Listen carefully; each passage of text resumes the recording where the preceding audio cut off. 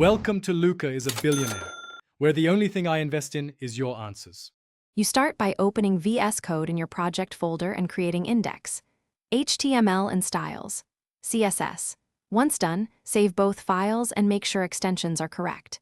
Next, use the Explorer to verify location. Same folder avoids path confusion. You should enable auto-save or press Ctrl+S frequently as you work. Finally, if you want live preview later, install Live Server now. Otherwise, proceed to writing the actual link tag and CSS rules in the next step. You add the link tag inside the head of index.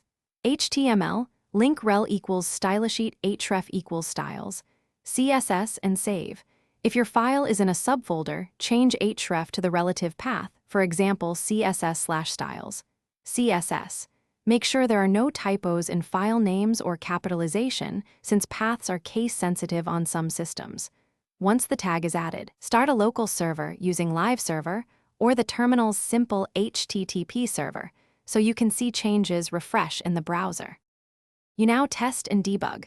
Open the browser's DevTools, look at the Network tab to confirm styles. CSS loads and inspect elements to see which CSS rules apply. If changes don't appear, make a hard reload or clear cache. Live Server usually bypasses caching.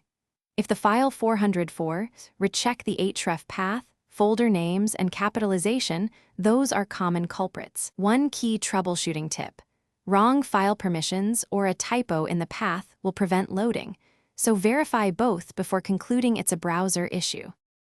Thanks for watching and please subscribe. It's the best investment you'll ever make.